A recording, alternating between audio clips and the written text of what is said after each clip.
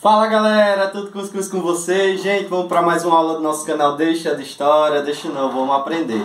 Gente, dando continuidade à nossa fantástica Idade Média, hoje eu vou explicar um pouquinho sobre a sociedade, sobre um pouco da questão política e religiosa, beleza? A Idade Média é um período aí que leva 1000 anos, certo? Vai ali do século V até o século XV, então eu vou dividir toda essa história em alguns capítulos, novamente aquela saga, mas para não ficar nada de fora, beleza? Gente, bora lá. Falei já um pouquinho ali da dinastia do Merovingia, né? Só a nível de curiosidade, há quem acredite que eles eram descendentes de Jesus Cristo, galera. E falei também na última aula sobre o Império Carolíngio, do famoso Carlos Magno, esse imperador do novo Sacro Império Germânico, beleza? E agora eu vou trabalhar essas questões sociais. Então, gente, a princípio, a Idade Média, querendo ou não, uma certa paz, certo? Tranquilidade entre as pessoas. Sim, vai rolar guerra, a Europa nunca ficou sossegada quanto a isso, mas, por exemplo, temos o aumento de produção agrícola, então várias regiões ali da Europa vão passar por um processo de aumento produtivo, né, nesse setor da agrícola, por questões de chuva, né, novas terras cultiváveis, certo? Isso foi importante. Temos também aí o aumento da expectativa de vida, que aumenta aí dos seus 20 a 35, 40 anos. A taxa de natalidade também aumenta, beleza? Um número aí de 2 agora para 6 filhos, por exemplo. Então, essa fuga das pessoas das grandes cidades para o interior, para o feudo, né? Daí a expressão feudalismo, conseguiu permitir esse aumento populacional, querendo ou não, uma certa paz, tranquilidade nessas regiões, certo? Teve desenvolvimento tecnológico? Teve. Apesar de que os iluministas vão chamar esse período aí de Idade das Trevas, né? Não quer dizer que não houve desenvolvimento, não houve avanço, não houve ciência. Isso aí é uma mentira, ok? Aí vamos por partes, né? Na área da agricultura, por exemplo, temos a charrua, que é aquela coleira que se usa no cavalo, no boi, né? Para guiá-lo, para puxar também a carroça. Então, o desenvolvimento que para hoje é uma coisa simples, para a época foi uma revolução, porque antigamente puxava aqui pelo pescoço do animal, então você cansava o animal mais rápido. Agora ele é puxado aqui na região do peitoral, fazendo com que o animal tenha mais energia, né, mais fôlego para trabalhar por mais tempo. Usado agora o boi, né, que é um animal mais forte, mais resistente para rasgar o chão, né? Essa plantação, gente, né, era em forma trienal, então você trabalhava 2/3 da terra, 2 pedaços, e você deixava em descanso. Aquela terra ela precisava novamente ser fertilizada, precisava de um descanso para que futuramente ela possa produzir tão bem quanto produzia. Temos também a invenção do moinho, né? Fantástica invenção para a época, foi sem dúvidas também um maquinário revolucionário. Falo de máquina, mas tenham calma, certo? São máquinas manuais. Então, galera, temos o desenvolvimento de várias ferramentas que vai proporcionar aí com que o ser humano produza mais, beleza? E tenha aí uma vida melhor. O que mais que a gente pode trabalhar desse período aí? As oficinas, as corporações de ofício. As oficinas. Lembra muito aquelas oficinas lá do Tonhão, né? do seu Chico, por exemplo, mas eu vou explicar como funcionava na Idade Média e você faz essa comparação com as dos dias atuais. A oficina, ela tinha um mestre, que era dona de todo aquele maquinário daquela produção, e tinha os aprendizes, que eram as pessoas que ajudavam seus mestres, né? E assim funcionava a oficina. É tipo hoje, né? A gente tem lá o Tonhão mecânico, bota lá os boys de 14, 15 anos, pode não, trabalho infantil. Pega lá os caras, né, 18, 19, 20 anos para trabalhar lá com eles, beleza? E trabalho por encomenda. Calma, galera, ainda não havia todo esse comércio como a gente vai ver lá no final da Idade Média com o Renascimento. comercial e cultural através das feiras e através das cruzadas. Mas isso aí vai ficar lá para frente, beleza? O que eu quero te explicar é que esse comércio ele era mais local, ok? Não ia muito longe não, mas precisava de uma equipe de pessoas que produzissem peças em vidro, em cerâmica, os móveis e por aí vai, ok? Então essas profissões elas eram divididas em corporações de ofícios, as oficinas, ok? O que mais? A divisão dessas terras, né? Então, gente, esse feudo ele era dividido ali mais ou menos em três, que era o manso senhorial, aquela área que representava ali, eram as melhores terras, né? Que ficavam ali para o senhor feudal, o suzerano, beleza? Só ele tinha permissão de fazer uso daquelas terras. Temos o manso servil, que é aquela área destinada ao usufruto dos servos, beleza? Para que seja produzido e ali se entregue parte do pagamento para o seu suzerano, para o seu senhor. E tinha as terras comunais, essas aí os servos podiam fazer uso, beleza? Gente, um pouquinho da divisão, né, social desse período. Temos ali o suzerano, que é quem manda nas terras. Isso aí eu expliquei lá na aula do Império Carolíngio, certo? Mas eu vou dar só uma pincelada aqui. Tinha os duques, né, o comandante das regiões, os condes, os companheiros, que ficavam com a parte menor, beleza? As marcas, os marqueses, que ficavam ali na região das fronteiras. Cada um ali tinha o seu bispo, né, que ia tomar conta da diocese, e tinha os seus servos e soldados para fazer ali o trabalho e a proteção daquela região, beleza? A doação de terra de um suzerano para o seu vassalo, essa classe da nobreza, era feita através de um ritual de suzerania e vassalagem, beleza? Oficializando aquela terra, certo? Então, gente, para o servo, a vida não era fácil, beleza? Não sei se ele trabalhava mais ou menos que os dias atuais, porque muito se fala, eles trabalhavam de acordo com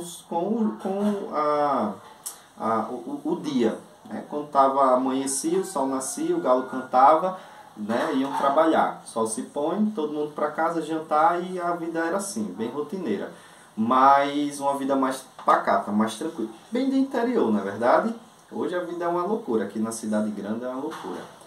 E esses servos, eles precisavam também pagar impostos, certo? Então tinha um arrendamento, que era uma espécie de aluguel de parte daquela terra, isso existe até hoje, ok? Quando você é dono de um terreno e você quer alugar, mas ficar com parte da produção, né? O arrendamento. Existiam as corveias, que eram os dias de trabalho que você precisava trabalhar para o seu suzerano, para o seu senhor, certo? As banalidades, que era para você poder usar as ferramentas do seu senhor, usar o seu moinho, usar o seu forno, por exemplo, você tinha que pagar. E tinha o imposto da igreja, que hoje não é mais obrigatório, paga só quem quer e quem frequenta a igreja católica, né? Mas na época era uma obrigação. Então, infelizmente ou felizmente, os impostos sempre foram cobrados, certo? Esses eram desse período. Então, a relação feudal, como eu expliquei, era essa, né? E o topo lá, o suzerano e os seus vassalos. Agora, galera, outro ponto muito importante para esse período da Idade Média, que chamamos, sim, de Baixa Idade Média, beleza? Alta Idade Média, beleza? Esse que eu estou falando é Alta Idade Média, lá na frente, Baixa Idade Média. Para encerrar essa aula, eu vou falar agora um pouquinho da Igreja Católica, essa que vem crescendo desde o Império Romano. Obviamente, na Idade Média, ela é o topo da pirâmide, certo? É a instituição mais poderosa da Idade Média, sem dúvidas, é a Igreja. E ela controlava as almas, né, daquelas pessoas. E havia algumas questões que ela não abria mão, que ela era declaradamente contra e assim tinha que ser. Por exemplo, ela era contra a usura, né? Então a usura é justamente a cobrança de um empréstimo com juros, prática hoje muito comum, principalmente dos bancos, né? Então ela condenava. Ela prezava pelo preço justo, que ela tabelava ali o preço das mercadorias, beleza? As indulgências, que era a venda do perdão. Ah, professor, mas isso era muito praticado pela Igreja Católica, por alguns indivíduos. Eu não quero comprar briga com ninguém. Então, ó, deve ter sim, com certeza, algum padre ou outro que vendia essas relíquias religiosas para faturar uma grana. Mas isso não faz parte da doutrina, da disciplina da Igreja Católica. Então ela condenava também as indulgências, beleza? Então ela era muito importante, muito influente e conseguia controlar sem dúvida aquelas pessoas, certo?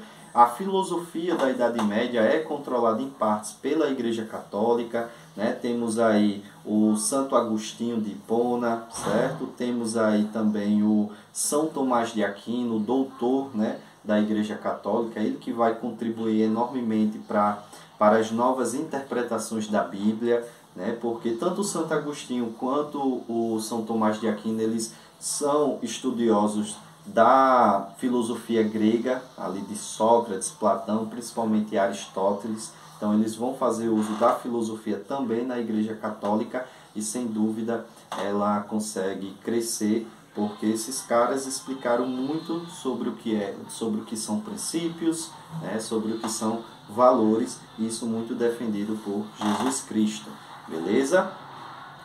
E no dia que eu estou gravando esse vídeo, provavelmente eu não vou postar hoje, mas nesse momento que eu estou gravando o vídeo, eu recebo a notícia de que o Papa morreu, né, o Papa Francisco, né? Não quero fazer juízo de valor aqui, certo? Mas sem dúvidas foi um Papa muito gente boa, muito humilde. Me identifico com várias posturas daquele Papa e espero de todo o coração, para o bem da humanidade, para milhões de pessoas que seguem a Igreja Católica, né, que o novo Papa ele possa vir também com essas características, né? Então, gente, para finalizar a aula, né, vamos falar um pouquinho aí sobre o que foi o Cisma do Oriente, ou o Grande Cisma.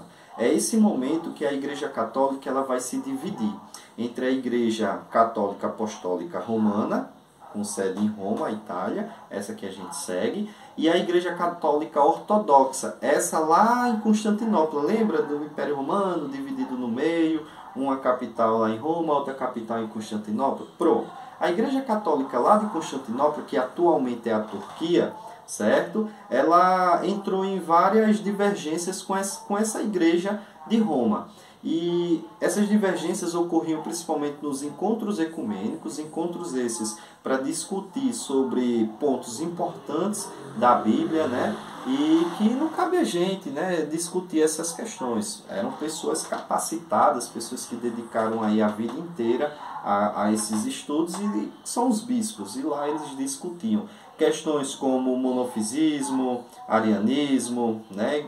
Que são isso, professor? Que são esses conceitos? Saber se a natureza de Jesus Cristo ela é somente espírito, ou ele também foi um ser humano de carne e osso. Será que Jesus sentiu dor na crucificação, já que ele era um Deus, filho de Deus na terra? Será que ele não tinha esse poder de não sentir dor, né? A Igreja Ortodoxa, por exemplo, a separação, não diria Igreja Ortodoxa, mas acredita-se, né, nessa separação entre Jesus humano e Jesus divino. A católica não, né? É trinitária, né? Se não me engano essa é a expressão, que é Pai, Filho e Espírito Santo, como uma coisa só, né? Então são essas questões que eles vão discutir, que facilmente eu ou vocês, numa discussão como essa, podemos arranjar uma briga séria. Então são dogmas, são questões difíceis que é só para quem tem fé. Só para quem tem fé, e deixa para essa galera aí discutir, né, que eles têm propriedade e têm estudo para isso. Então, o Cisma do Oriente é esse rompimento, e até hoje é assim, galera, certo? A Igreja Católica do Oriente ela recebe muita influência ali da Grécia, né, de alguns países árabes, da própria Rússia. Vejam a Igreja Ortodoxa da Rússia, galera. Meu amigo, me lembra muito a Fantástica Fábrica de Chocolate lá de Willy Wonka, e bem colorido, uma coisa linda, belíssima, né? Vamos lá, algumas diferenças, né, que ocorreram no Cisma do Oriente de 1054. Temos aí, vamos lá, galera, castidade. Na católica, para todos, né? Padre, bispo. Na ortodoxa, o padre é opcional. Só para o bispo que a castidade tem que acontecer. A autoridade máxima na Igreja Católica, a nossa, Apostólica Romana, o Papa. Na ortodoxa, não. Certo? São os clérigos deles. A quaresma, beleza? Da ortodoxa, 47 dias. A nossa, 40 dias. O calendário, eles seguem lá o juliano, beleza? Da época de Júlio César. Por isso que existe julho, agosto, né? De Augusto, filho lá de Júlio César. Enfim, curiosidade aí besta. Nós católicos seguimos o gregoriano, esse de 365 dias. O Natal para a igreja ortodoxa é em 7 de janeiro. O nosso, obviamente, 25 de dezembro, né? Imagem dos santos, né? Na ortodoxa eles não curtem, certo? Essa ideia de estátuas, de pinturas, são os famosos iconoclastas, né? Enquanto na igreja católica tudo permitido, tudo legal, da hora, imagenzinha de santo pela casa. Tem um aqui, né? Se eu não me engano, tá por aqui, ó. Né? Se eu não me engano é o São Cipriano, né? Não tenho, ganhei de presente, não estudei muito esse carinha não, mas enfim, comum, beleza? E para finalizar, gente, a cruz, né? A nossa, ela é só 2 barrinhas, uma assim e uma aqui, né? Já a da ortodoxa são 3 barrinhas, uma assim e assim, né? Mais ou menos assim. Então, galera, vou finalizar a aula por hora, beleza?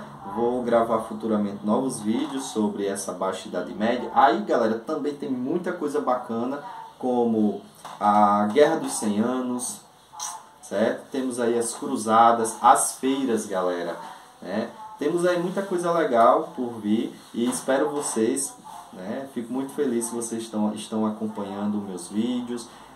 Se tiver uma pessoa assistindo, eu já fico feliz demais. Fico comentando aqui com a minha noiva. É muito da hora, porque na minha visão todo ser humano é importante para a vida de alguém, para algumas pessoas, né? Então você que está assistindo, sem dúvida, é uma pessoa muito importante e eu reconheço isso e só tenho a agradecer esse privilégio de ter vocês aqui no meu canal. Então até a próxima, fiquem com Deus, fiquem bem e até mais. Tchau, tchau.